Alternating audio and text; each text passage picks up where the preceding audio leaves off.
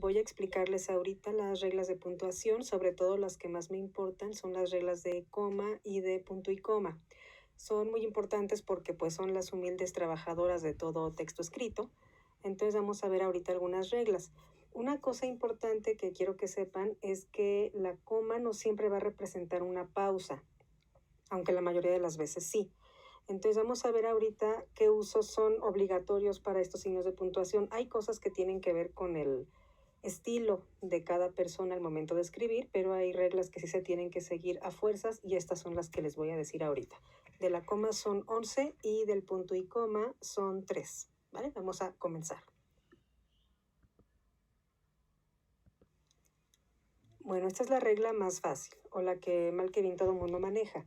Se van a separar con coma los elementos de una enumeración simple. Antes que nada hay que explicar bien qué es una enumeración simple. La simple es aquella donde únicamente menciono los elementos del conjunto sin detenerme a explicar cada uno. Entonces, en el caso de los 3 ejemplos de esta diapositiva, los 3 son enumeraciones simples. La diferencia es que el de hasta arriba, el que está en verde, es una enumeración simple cerrada. ¿Esto qué significa? Esto significa que hay una conjunción presente antes del último elemento. Puede ser una I, puede ser una O, un NI. ¿Y eso qué me va a decir? Que los elementos que estoy mencionando son los únicos que pertenecen al conjunto, ¿sale? Entonces, esa es una enumeración simple cerrada. En ese caso voy a poner coma antes de todos los elementos, menos antes de la conjunción. O sea, si hay una conjunción presente, no se pone coma. En el caso del ejemplo que está aquí en verde, de me gustaría describir la placidez del lago, los bosques, los prados y los rebaños, no se pondría coma antes de la I. Esta es una diferencia con la gramática del inglés. En el inglés sí se pone coma antes de todos los elementos e incluso antes de la conjunción, digamos antes del and o del or, pero en español no se pone. Y en los ejemplos de abajo, que son enumeraciones simples abiertas, significa que estoy dando a entender que únicamente estoy mencionando algunos de los elementos, pero que hay muchísimos más que están en la cola.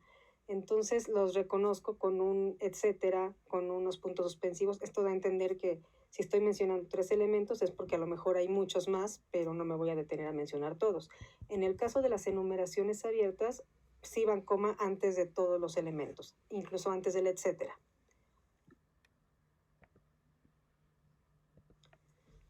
Segunda regla. Se usa coma para separar oraciones paralelas y elementos repetidos. ¿Qué son las oraciones paralelas? Son aquellas, como en el primer ejemplo, el que dice, para llegar a tiempo, para no retrasarme, corrí al autobús. Las oraciones paralelas son aquellas que dicen lo mismo pero con otras palabras. Casi siempre lo usamos en un lenguaje informal, en una conversación o en un diálogo informal por escrito. Y de esa forma lo que hacemos es como darle más énfasis al discurso. Aquí les subrayé las oraciones paralelas. Cuando las utilizamos vamos a separarlas con coma entre ellas y del resto de la oración. Y el caso de los elementos repetidos es el ejemplo de hasta abajo, el que dice sí, sí, como tú quieras. Lo mismo, es una forma que usamos para darle énfasis al discurso. Entonces vamos a separar con coma cada uno de los elementos repetidos, en este caso los síes, y los vamos a separar del resto de la oración. Esta es una regla también pues bastante fácil, pero muy práctica.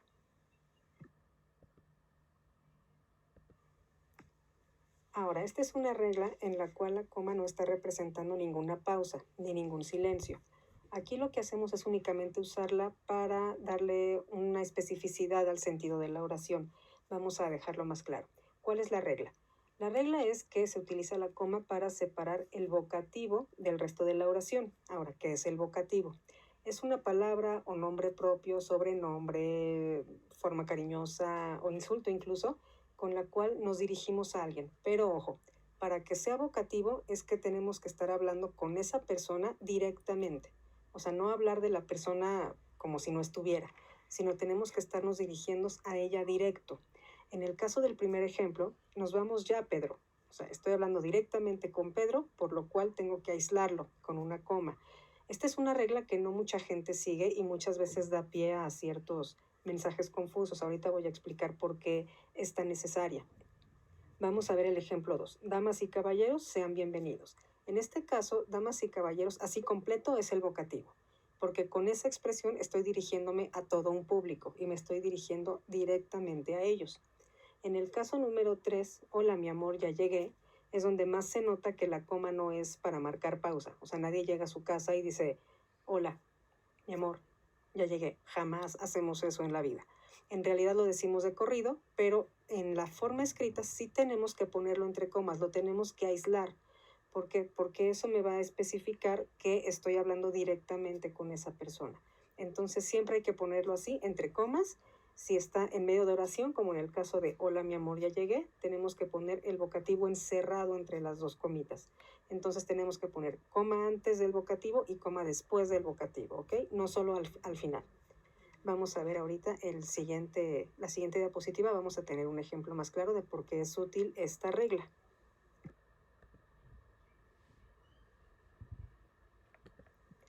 Bueno, este es un ejemplo muy bueno que saqué de internet donde vemos la importancia de la coma vocativa o de la coma para separar el vocativo. En la oración 1 tenemos vamos a comer niños. Los niños están aislados con una coma en este caso. Entonces, la coma que me está diciendo que como estoy aislando el vocativo, que en este caso es niños, significa que estoy hablando con los niños directamente. En el ejemplo 2, que no está la coma, tenemos una oración completa, vamos a comer niños, lo cual suena pues un poquito monstruoso, ¿no? Estaríamos siendo caníbales o algo así. Es para eso que se tiene que usar siempre la coma vocativa, para ejemplificar, o más bien para especificar que estamos hablando directamente con la persona o con el grupo o con aquellos a quienes nos dirigimos en ese discurso. Por eso es muy importante que se utilice.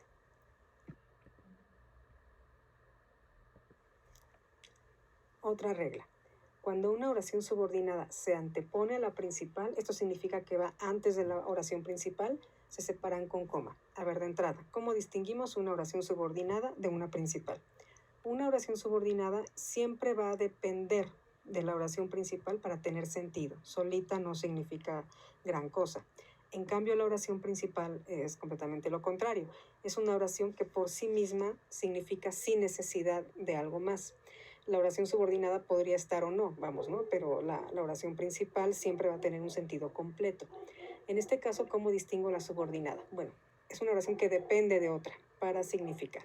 Entonces, siempre necesitamos como algo que la complete. Digamos, en el ejemplo 1, que dice, aunque le gustaba mucho la natación, no podía practicarla a menudo, aquí subrayé la oración subordinada, que es la primera parte. Si yo llego y le digo a una persona, aunque le gustaba mucho la natación y me quedo ahí, ¿qué pasa? O sea, como que la otra persona se queda esperando que yo complete la idea, porque si me quedo ahí suena como cortado, como que algo falta. Esa es la forma de distinguir una subordinada. En el ejemplo 2, lo mismo, ¿no? A pesar del frío y me quedo ahí, ¿qué pasa? Necesito de algo más, ¿no? Para que tenga un sentido completo. En el caso de la oración 3 pasa lo mismo. Si llegas temprano y ahí me quedo, pues se queda la otra persona esperando que complete la idea. Entonces, esas son las subordinadas. Aquí subrayé las 3. Entonces, cuando una oración subordinada va al principio, o sea, va antes de lo que la completa, que en este caso sería la oración principal, cuando la subordinada va antes, siempre se aíslan con coma. Si fuera al revés, o sea, que estuviera la oración principal antes de la subordinada, como digamos si yo dijera en el caso del ejemplo 2, salieron a la calle a pesar del frío, eso sería oración principal antes de subordinada. O en el ejemplo 3, podemos ir al cine si llegas temprano. Ahí estaría la principal antes de la subordinada. Si la principal va primero, no es obligatoria la coma. Entonces yo podría decir, podemos ir al cine si llegas temprano, sin comas y sin problemas. Pero si la subordinada va antes, o sea, si llegas temprano, que incluso puedo distinguir la subordinada con una ligera entonación hacia arriba, que indica que voy a seguir hablando, o sea, si llegas temprano, entonces ese es el tonito hacia arriba. Eso indica que viene algo más. Si la subordinada está primero, entonces sí necesitamos la coma a fuerzas.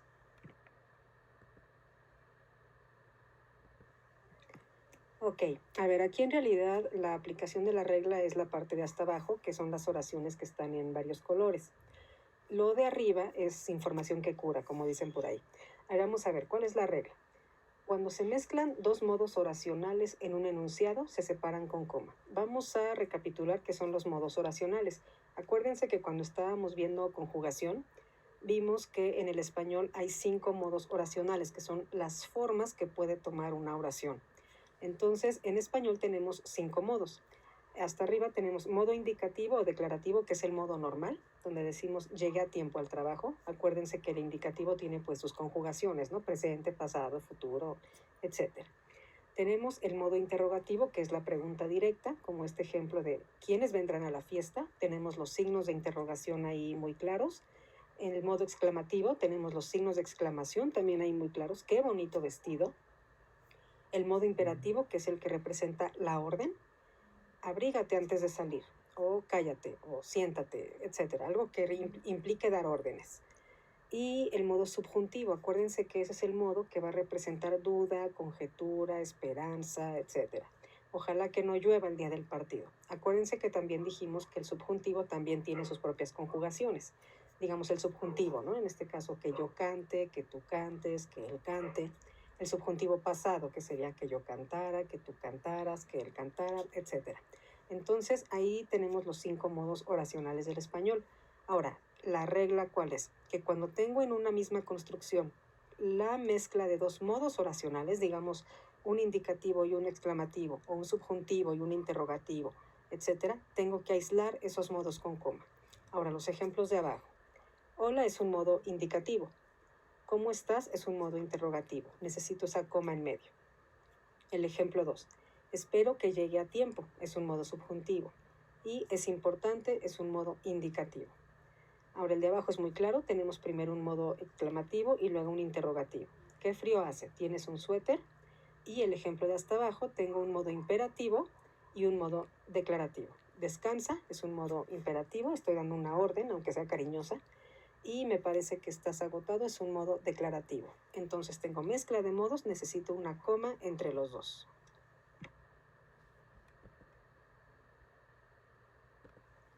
Esta regla es muy sencilla. Vamos a utilizar la coma para separar del resto de la oración las explicaciones o los insertos. Gerardo, mi vecino, pone la música a todo volumen. En este caso, la parte subrayada, mi vecino, es la explicación que va inserta. En el ejemplo de abajo, mi prima, que siempre tarda más de lo debido, dijo que llegaría a tiempo. También está subrayada la explicación inserta. Ahora, cuando son explicaciones así muy cortitas o muy fáciles, la coma es lo más indicado. Cuando yo tuviera algunas explicaciones muy largas o que tuvieran sus propias comas al interior, entonces lo más indicado sería usar los paréntesis o los guiones explicativos. Las explicaciones son muy fáciles de distinguir porque son partes de la oración que se pueden quitar sin problemas y la oración se sigue entendiendo bien. Digamos, yo podría decir, Gerardo pone la música a todo volumen, no hay problema. Mi prima dijo que llegaría a tiempo, se entiende sin ningún contratiempo. Entonces, en este caso, ¿qué es lo que hacen las explicaciones? Eso básicamente, insertar una parte o una frase que va a dejar más claro el sentido de lo que yo quiero comunicar. Pero esa es la única diferencia. Esta es una regla que utiliza mucho la mercadotecnia, sobre todo cuando elabora eslogans. Esta es una regla que dice así: cuando se altera el orden normal de la oración, se va a separar con coma el elemento desplazado. Digamos, en el ejemplo primero, hijos tiene 3. El orden normal de la oración sería tiene 3 hijos. Entonces lo que hago es mover el elemento hijos al inicio de la oración y entonces como desplacé ese elemento, lo voy a separar del resto con una coma.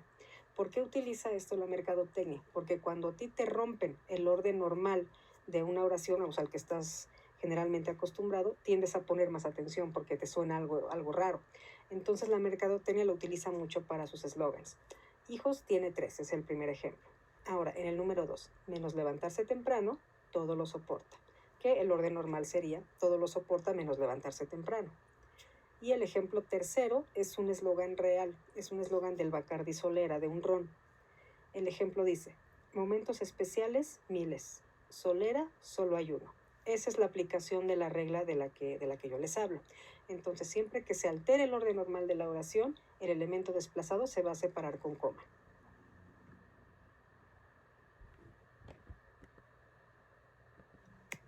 Ojo con esta regla porque muy poca gente la pone en práctica y es muy importante. Ahorita no hagan caso del punto y coma que está en los ejemplos, después voy a explicar las reglas de este. Ahorita lo que quiero que ustedes vean es el uso de la coma. La regla dice que vamos a utilizarla para sustituir el último verbo que hemos mencionado para evitar una repetición del mismo, o sea, vamos a evitar una cacofonía. En el ejemplo primero, si yo no hubiera sustituido el compró por una coma, la oración se hubiera leído así. Mi mamá compró ropa, mi hermana compró zapatos. Entonces, ¿qué es lo que hago? Sustituir el verbo compró por una coma y de esa manera evito repetir el verbo. Ahora, ojo con esto. Únicamente se puede usar coma para sustituir verbos. O sea, nunca adjetivos, nunca sustantivos, nunca adverbios, nada, solo verbos. Y siempre se va a referir al último verbo mencionado. Esto es lo que se conoce como una elipse gramatical. ¿Qué es esto? Una elipse es cuando yo sustituyo una palabra por un signo de puntuación, en vez de sustituirla por otra palabra. Entonces, sí grábense muy bien esta regla de la coma.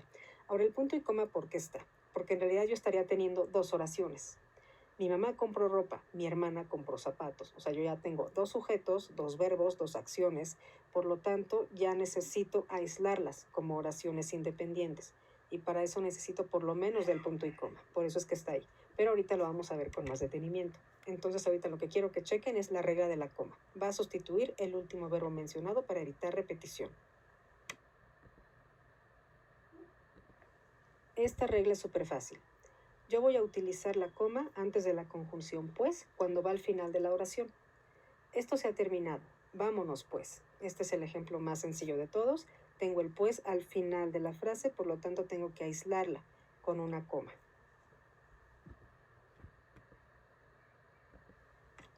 Ok, se va a utilizar coma antes de las conjunciones pero y más. O sea, aquí hablamos del más sin tilde, el que significa sin embargo o significa pero.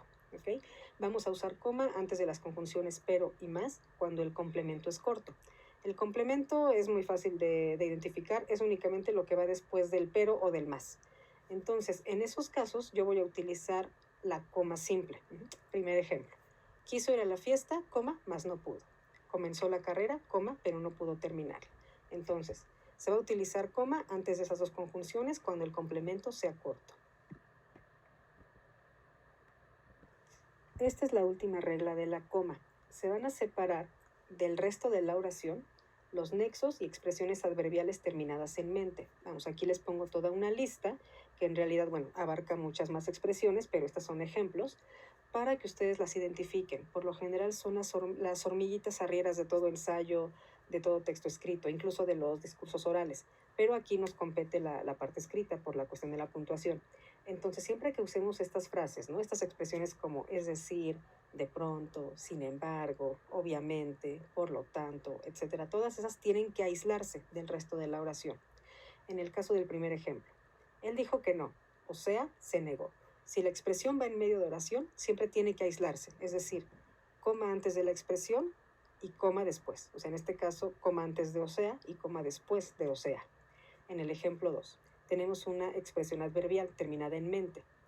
Generalmente, esto sucede en otra forma. Lo mismo, también se aísla del resto de la oración con una coma. Si estuviera el generalmente al final de la oración, sería exactamente la misma regla. Diríamos, esto sucede en otra forma, coma, generalmente, punto.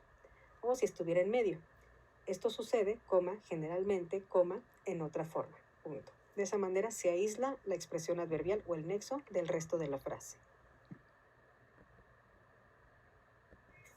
Y vamos a ver las tres reglas del punto y coma.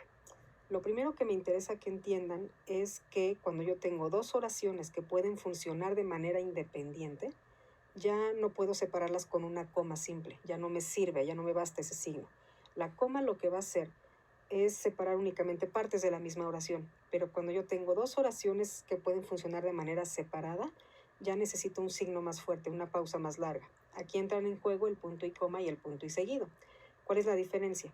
El punto y coma lo que va a marcar es que las dos oraciones pueden funcionar de manera independiente, pero tienen una relación súper cercana. Y el punto y seguido lo que marca es oraciones independientes, pero con una relación que quizás ya no lo es tanto. Esa es la diferencia.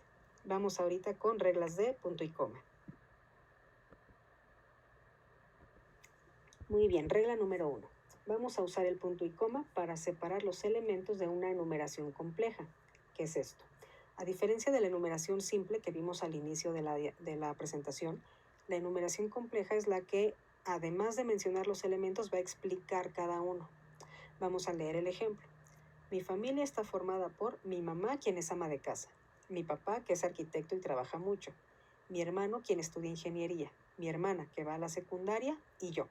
Entonces, si se fijan, no nada más estoy hablando de quiénes forman mi familia, que en este caso sería lo que yo haría en una enumeración simple. En una simple yo diría, mi familia está formada por mi mamá, mi papá, mi hermano, mi hermana y yo. Fin. Pero en este caso, como estoy explicando cada elemento, ya hablamos de enumeración compleja. Entonces ya tengo que combinar los signos de puntuación. En el caso de la enumeración compleja, las reglas son estas. Siempre los dos puntos son obligatorios para anunciar la numeración. Es decir, mi familia está formada por, ahí entran los dos puntos a fuerzas. Ahora sí, empiezo a mencionar los elementos. Mi mamá, la coma introduce la explicación, ¿ok? ¿Quién es ama de casa?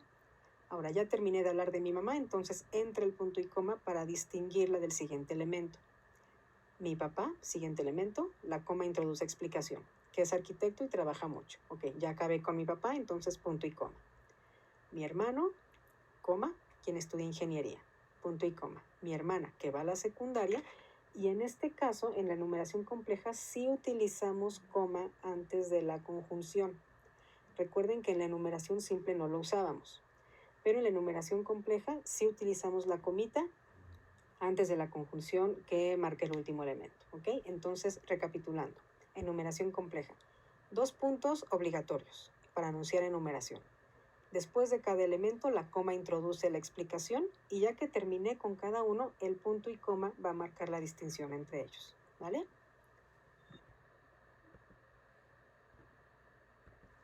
Regla número 2. Ya la había esbozado en la introducción, pero aquí ya está un poco más desarrollada. Vamos a usar el punto y coma para separar dos construcciones o dos oraciones. Al final, construcciones y oraciones son sinónimos. Vamos a usar este signo del punto y coma para separar dos construcciones que pueden ser independientes una de otra, pero están estrechamente relacionadas entre sí. Digamos en el ejemplo, me gustaron sus edificios, calles y plazas. Yo ahí tengo una oración que puede funcionar independiente de otras cosas, porque puede tener un sentido así como está. Puede tener un sentido completo, la puedo entender bien. En el caso de la segunda oración, me sorprendió la amabilidad de su gente. También la puedo entender sin problemas de manera independiente. Entonces, cuando yo tengo esas oraciones que pueden funcionar de manera separada, pero están muy relacionadas en cuanto a la temática, entonces yo las separo con punto y coma. Me gustaron sus edificios, calles y plazas, punto y coma. Me sorprendió la amabilidad de su gente. En el ejemplo 2, es muy guapo. Ahí termina una oración. Lo que viene está muy relacionado con lo anterior porque estoy hablando de la misma persona. Entonces ahí entra el punto y coma. Es muy guapo, punto y coma. Sin embargo, recordemos que los nexos, como sin embargo, por lo tanto, de pronto, etcétera, van aislados con coma. Por eso es que está la coma después del sin embargo. No me gusta su carácter. Entonces la oración se leería así. Es muy guapo.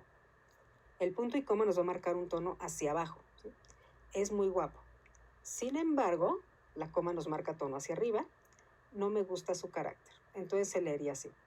Es muy guapo. Sin embargo, no me gusta su carácter. Esa sería la entonación correcta. Siempre el punto y coma y el punto les van a dar entonación hacia abajo. Las comas, entonación hacia arriba. Y esta es la última regla. Vamos a utilizar punto y coma antes de pero y demás sin tilde cuando el complemento sea largo. Recordemos que los complementos son aquellas frases que van después del pero y del más, básicamente. Entonces, a diferencia de la coma, que la usábamos antes de pero y más cuando los complementos eran cortos, aquí tenemos complementos largos o que tienen sus propias comas. Entonces, en estos casos vamos a utilizar punto y coma antes del pero o del más. Y nos quedan los ejemplos así. Quiso ir a la fiesta, punto y coma, mas no pudo porque su papá, que es muy estricto, no lo dejó. O sea, aquí tenemos un complemento largo y además con sus propias comas al interior. Y ejemplo 2. Comenzó la carrera, punto y coma, pero no pudo terminarla porque tuvo que ponerse a trabajar. Y bueno, yo aquí le podría alargar mucho más el complemento, ¿no? Poner una historia ahí de terror acerca de por qué tuvo que ponerse a trabajar la persona. Pero lo que me interesa que quede claro es esto. Complementos largos, vamos a utilizar punto y coma antes de pero o de más sin tilde, ¿sale? Bueno, y pues esto sería el fin de la presentación. Nos vemos luego.